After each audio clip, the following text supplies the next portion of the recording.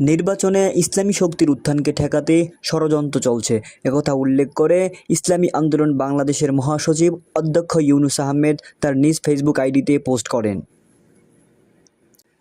মহাসচিব ইউনুস আহমেদ বলেন, নির্বাচনের মৌসুমে অনেক ডাইনির আনাগোনা বেড়ে যায়। বিশেষ করে ইসলামী শক্তির উত্থান ঠেকাতে বেশি বেশি দৌড়ঝাঁপ শুরু হয়। কিন্তু এ পথে কোনো ভয় ভীতি কিংবা ষড়যন্ত্র আমাদের আন্দোলনকে থামাতে পারবে না। অধ্যক্ষ ইউনুস আহমেদ বলেন, আদর্শ পথিক গন্তব্যের দিকেই ছুটে চলে, নিন্দুকের নিন্দা তাকে থামাতে পারে না।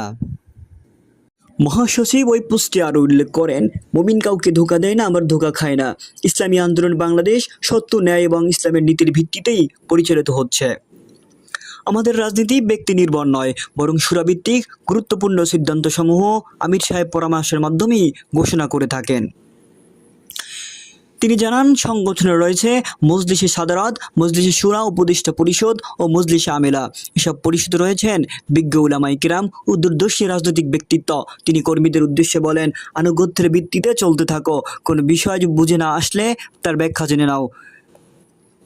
দেশের শীর্ষ পর্যায়ে উলামায়ে কিরাম ও বিভিন্ন ইসলামী সংগঠন নেতৃবৃন্দের সঙ্গে ইসলামী আন্দোলন বাংলাদেশ নিয়মিত মত বিনিময় করছে বলেও উল্লেখ করেন তিনি ওই পোস্টে।